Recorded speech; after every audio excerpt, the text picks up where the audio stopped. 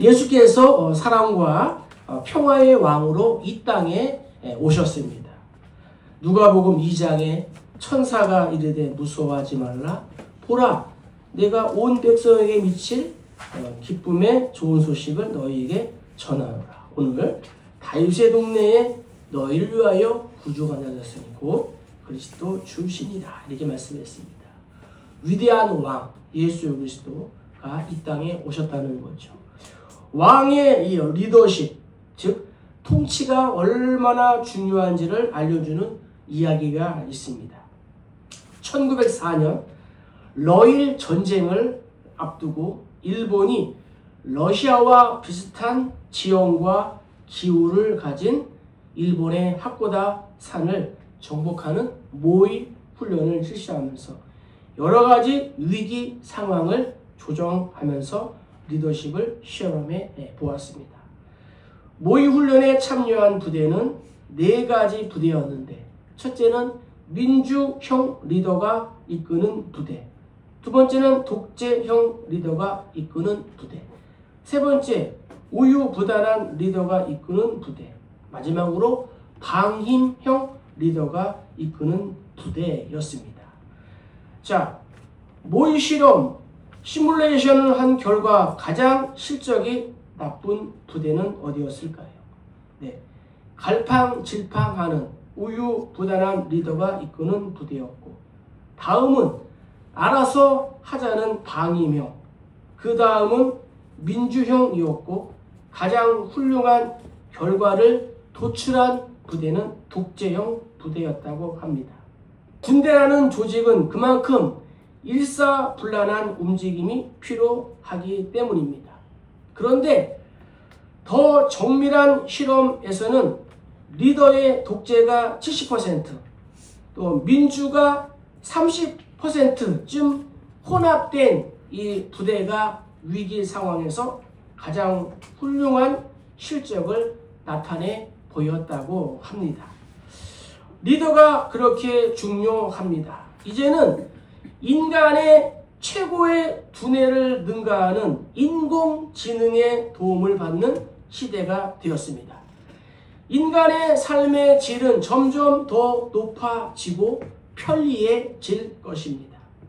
드론이 날아다니고 AI 시대, 식당에 로봇들이 서빙하는 시대를 맞이했고, 전쟁도 컴퓨터로 시뮬레이션하는 시대가 되었습니다. 또 오늘날 CCTV가 얼마나 많이 있습니까?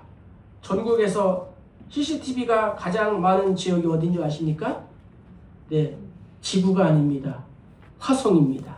이 화성에 CCTV가 가장 많이 있다고 합니다. 이 말씀을 드리는 것은 리더십의 관점에서 볼 때에 성탄이란 전지전능하신 최고의 리더가 왕으로 오신 날이기 때문입니다. 즉 만왕의 왕, 만주의 주 되신 예수께서 탄생하신 날, 성육신, 인카네이션 한 날이 바로 오늘이라는 거죠. 우리들에게 최고의 성탄의 선물은 예수 그리스도이신 줄로 믿습니다. 그렇습니다. 메시아이신 예수께서 우리의 이 땅에 내 삶에 오셨습니다. 자, 예수께서 오심으로 우리의 삶이 어떻게 변하게 됩니까? 자, 1절 상반절 읽겠습니다. 전에 고통받던 자들에게는 흑암이 없으리로다. 네, 마태복음 4장 15절 16절에 있는 말씀이라는 거죠. 스불론 땅과 납달리 땅과 요단강 저편 해변길과 이방의 갈릴리요, 흑암에 앉은 백성이 큰 빛을 보았고 사망의 땅과 그늘에 앉은 자들에게 빛이 비쳤도다 하였느니라. 아멘. 예수께서 성탄하시자 마음의 고통과 이 흑암이 사라졌다는 거죠. 오늘 우리가 읽은 본문의 말씀은 예수님이 이 땅에 오시기 전 약 700년 전에 선지자 이사야가 바라본 예수님의 모습이라는 거죠. 보라, 처녀가 잉태하여 아들을 낳으리니 그 이름을 임마누엘이라 하리라. 이사야 7장 14절에 기록되어 있습니다. 이사야 이 7장부터 12장까지는 임마누엘 장입니다. 임마누엘이란 무엇입니까? 하나님이 우리와 함께 계시다. 하나님이 나와 함께 계시다 라는 뜻 아니겠습니까? 주전 700년 전에 선지자 이사야가 바라본 예수님이 이 땅에 오시면 전에 고통받던 자들에게는 흑암이 없으리로다 라고 선포했다는 거죠. 이 말씀은 당시 이스라엘은 정치적, 종교적 여러 면에서 흑암 가운데에 있었습니다. 정치적으로는 이스라엘은 로마의 식민지하에 있었습니다. 당시 로마는 모든 길은 로마로 통한다. 팍스 로마나라는 이러한 말로 기원전 1세기 말에 이 아우구스투스가 혼란을 수습하고 이 나라를 수립한 때로부터 200년간 지속된 로마의 평화를 말합니다. 이때 로마는 이민족의 침입도 없고 국내의 치안도 확립되어 평화로운 로마의 황금 시대였다고 합니다.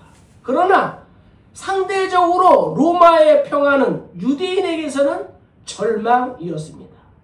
원수의 나라가 창성을 계속해가니 절망이 아니겠습니까? 태양의 바위야 계란으로 바위를 치는 것과 같았습니다. 모든 귀한 것은 로마에 빼앗기고 그 지배를 받는 삶은 고달프기만 했습니다. 더구나 로마는 황제 숭배를 강요하고 종교를 받게 했습니다. 그렇다고 유대인들이 정신을 차리고 하나님을 섬긴 것도 아니었습니다. 바리새파, 사두개파, SM파, 헤롯 땅 등으로 분열하여 종교적으로도 사람의 교훈이 하나님의 말씀을 대신할 뿐만 아니라 외식하며 타락했습니다. 경건의 겉모양은 있었지만 경건한 신앙이 없었습니다. 경건의 능력을 상실했습니다. 정치는 어려워도 신앙인이 깨어있다면 희망이 있지만 그마저도 없었단 말입니다. 그러니까 동서남북을 바라봐도 절망, 소망이란 조금도 존재하지 않았습니다. 주께서 이러한 배경 가운데 오신 것은 이러한 여러 문제들 뿐만 아니라 죄로 말미암아 죽은 나를 살리시기 위하여 이 땅에 오신 줄로 믿습니다. 절망과 고통 가운데 있다 할지라도 주께서 오셔서 통치하시면 절망과 고통의 어둠은 사라지게 되는 줄로 믿습니다. 그래서 바울은 에베소 교회를 향하여 잠자는 자여 깨어서 죽은 자들 가운데서 일어나라. 그리스도께서 너희에게 비추이시리라 라고 했습니다. 예수님의 빛은 죽은 자까지도 일으킬 수 있는 능력이 있는 줄로 믿습니다. 나사로야 나오너라 했을 때 나사로가 부활하지 않았습니까? 하나님이 천지를 창조하실 때에도 가장 먼저 빛을 창조하셨습니다. 빛의 온기가 비춰질 때에 천지와 만물이 움직이기 시작했습니다. 창세기 1장 2절로 4절에 땅이 혼돈하고 공허하며 흑암이 깊음 위에 있고 하나님의 영은 수면 위에 운행하시니라. 하나님이 이르시되 빛이 있으라 하시니 빛이 있었고 빛이 하나님이 보시기에 좋았더라 라고 성경은 기록하고 있습니다. 이와 같이 예수께서 다스리시면 우리 마음의 고통과 흑암 또 이 시대와 또 나라와 열방의 고통과 이 흑암이 사라지게 되는 줄로 믿습니다. 자, 두 번째 우리 1절 하반절 읽겠습니다. 옛적에는 여호와께서 스불론 땅과 납달리 땅이 멸시를 당하게 하셨더니 후에는 해변길과 요단 저쪽 이방의 갈릴리를 영화롭게 하셨느니라. 아멘. 주께서 오셔서 통치하시면 멸시와 천대가 사라진다는 거죠. 본문에 기록된 이 스불론과 납달리는 이스라엘 북쪽 지방을 말합니다. 야곱의 12아들 중에 스불론과 납달리가 있지 않았습니까?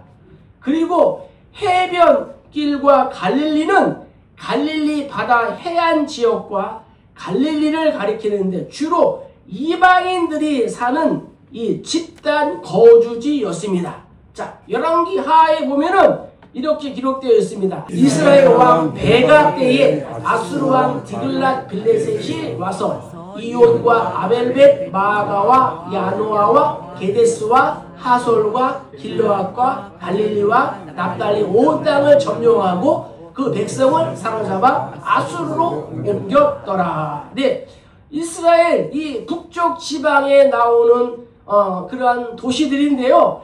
이스라엘 북쪽 지역은 우상 숭배로 인하여 아수르의 멸망을 당하게 되었습니다.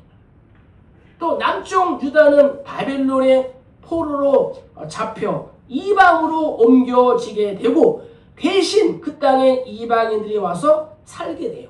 혼혈 지역이 되고 말았습니다. 뿐만 아니라 종교도 혼합이 되어 사마리아 종교라는 이 사이비 종교가 발생하게 되었습니다.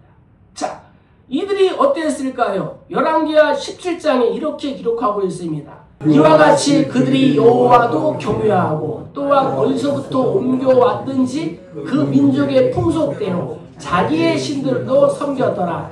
그들이 오늘까지 이전 풍속대로 행하여 여호와를 경외하지 아니하며 또 여호와께서 이스라엘의 이름을 주신 야곱의 자손에게 명령하신 율례와 법도와 율법과 계명을 준행하지 아니하는도다 라고 했습니다.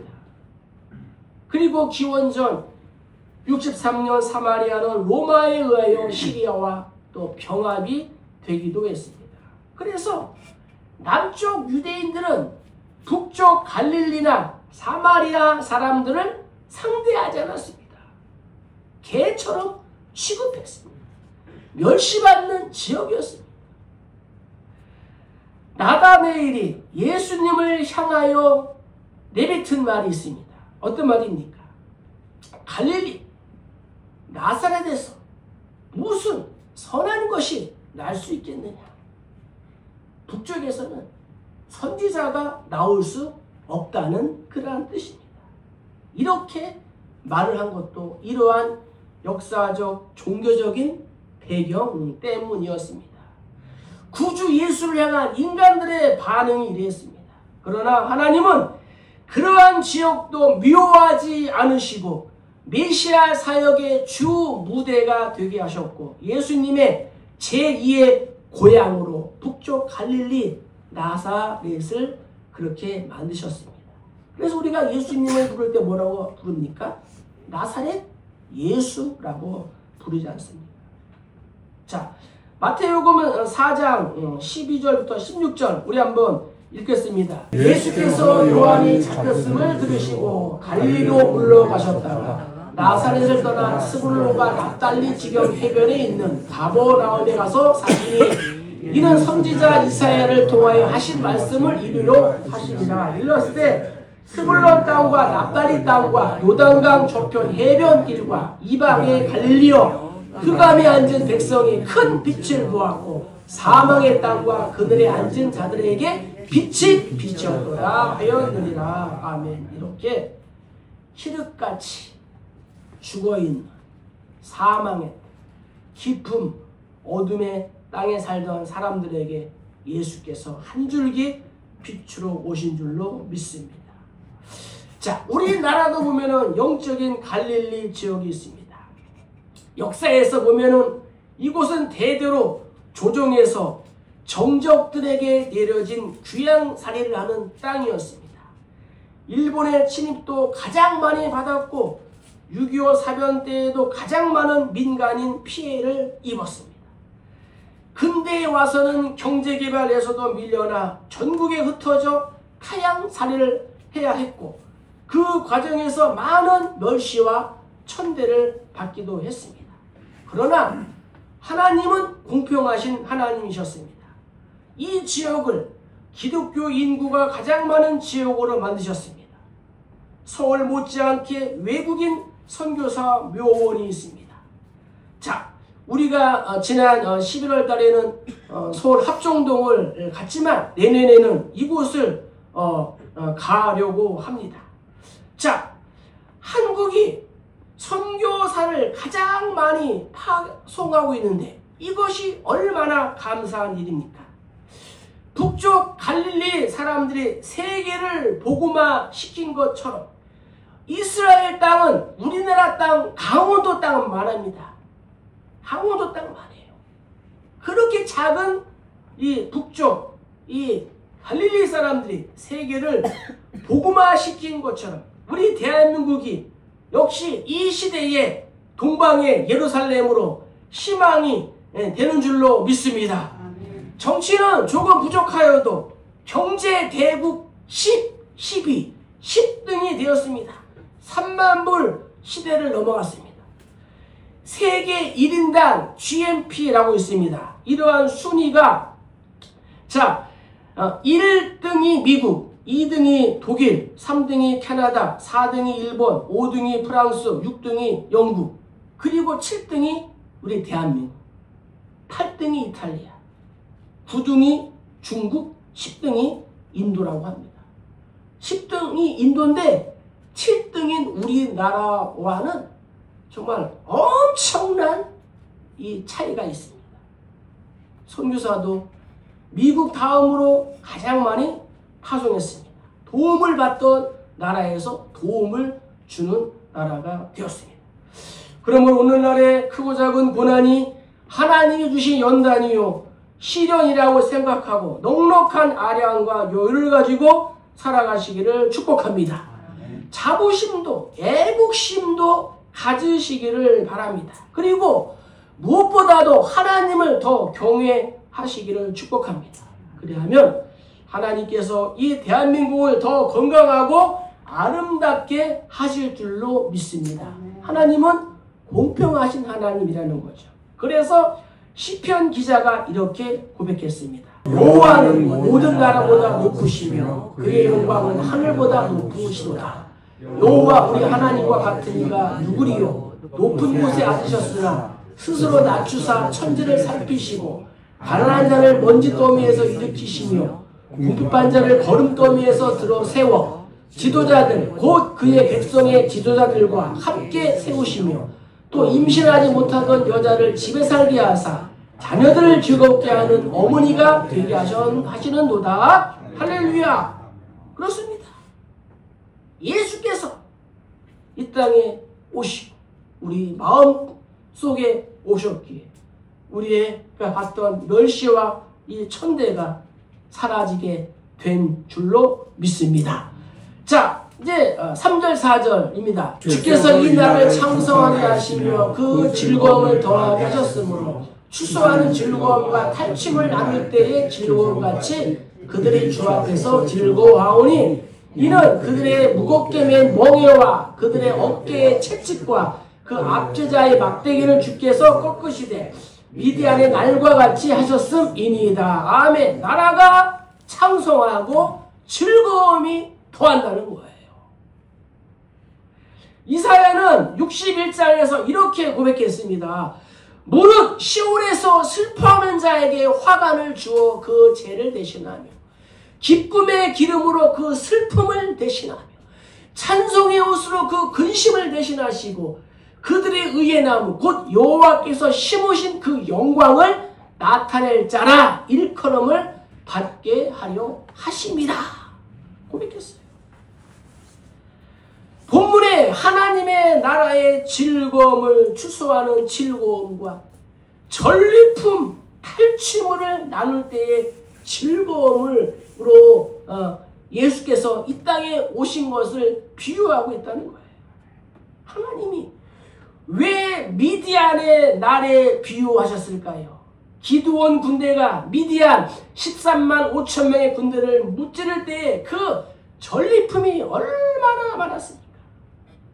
미디안 군대는 전쟁하러 올 때에 자신의 가족과 짐승을 다 끌고 와서 전쟁을 합니다. 자신의 재산들을 다 끌고 와서 전쟁을 하기 때문에 우리가 당할 때에는 곡식 한 돼, 풀 한 포기까지 다 빼앗기지만 반대로 그들을 이길 때에 우리가 이 탈취하는 전리품이란 상상을 초월한다는 거예요. 그래서 이 구원의 즐거움을 다윗은 이렇게 노래했어요. 주께서 내 마음에 주신 기쁨은 그들의 곡식과 새 포도주가 풍성할 때보다 더하나이다. 내가 평안히 눕고 자기도 하리니 나를 안전히 살게 하신 이는 오직 여호와 신이다. 아멘. 베드로도 고백했어요. 예수를 너희가 보지 못하였으나 사랑하는도다. 이제도 보지 못하나 믿고 말할 수 없는 영광스러운 즐거움으로 기뻐하니 믿음의 결국 곧 영혼의 구원을 받음이라. 할렐루야. 이렇게 고백했다는 거죠.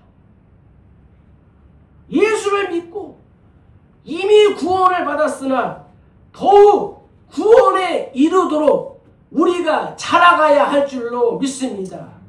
삶의 모든 영역에서 하나님 나라의 즐거움으로 기쁨으로 충만하도록 우리가 믿음 안에서 자라가야 한다는 것입니다. 우리 교회도 지금 이 모습이 우리의 전부가 아니라고 믿습니다. 하나님 우리에게 열어주실 미래가 우리를 기다리고 있습니다. 우리가 하나님을 믿고 하나님께 소망을 두고 하나님이 하시는 일에 대한 기대를 포기하지 않으면 하나님께서 우리를 위하여 열심히 일하셔서 우리에게 크고 밝은 미래를 열어주실 줄로 믿습니다. 지금은 우리의 눈에 보이지 않아 실감이 나지 않아도 하나님께서 열어주시는 소망의 날이 오면 하나님이 우리를 영화롭게 하시고 우리가 주님의 품 안에서 기뻐하며 즐거워할 때가 반드시 오게 될 줄로 믿습니다. 하나님이 우리에게 약속하셨습니다. 만군의 주님 하나님께서 우리의 미래를 열어주시려고 지금도 내가 열심히 일하고 있다. 자, 이사야 9장 7절 읽겠습니다. 그 정사와 평강의 더함이 무궁하며 또 다윗의 왕자와 그의 나라에 군림하여 그 나라를 굳게 세우고 지금 이후로 영원히 정의와 공의로 그것을 보존하실 것이라. 만군의 여호와의 열심히 일을 이루시리라. 아멘. 만군의 여호와의 열심히 일을 이루시리라. 하나님께서 계획하시고 준비하신 그날이 오면 하나님께서 열어주시는 우리의 미래 그날이 오면 우리의 모든 아픔과 눈물을 씻어주시고 우리에게 기쁨과 평안을 주실 줄로 믿습니다. 그 날이 올 것을 소망하면서 지금 우리는 더 힘을 내서 주님을 위해 교회를 위해 주님의 나라를 위해 주님이 우리에게 맡겨주신 일들을 충성스럽게 감당해야 되는 것입니다. 더 많이 기도하고 더 많이 애쓰면서 눈앞에 어떠한 변화나 결과가 보이지 않더라도 실망하거나 낙심하거나 포기하거나 위축되지 말고 그럴수록 더 열심을 내고 피곤한 손과 연약한 무릎을 세워야 할 줄로 믿습니다. 우리의 수고가 우리의 땀이 우리의 눈물이 우리의 기도가 결코 헛되지 않을 것입니다. 만군의 여호와의 열심이 이것을 반드시 이루신다고 오늘 우리에게 약속하지 않으셨습니까? 말씀을 정리하겠습니다. 하나님이 세상을 이처럼 사랑하사 우리를 죄에서 구원하시려고 독생자를 보내주신 날이 바로 성탄절입니다.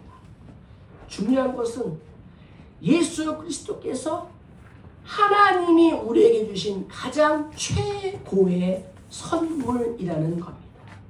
아들을 낳으리니 이름을 예수로 하라. 이는 그가 자기 백성을 그들의 죄에서 구원할 자이심이라. 성탄이라는 역사적인 사실에 우리가 기뻐하고 즐거워하며 이 성탄의 역사가 오늘 우리들의 마음에 충만하시기를 소망합니다. 우리 모두 위대한 왕으로 오신 왕이신 예수 그리스도를 전심으로 우리가 받아들이는 것입니다.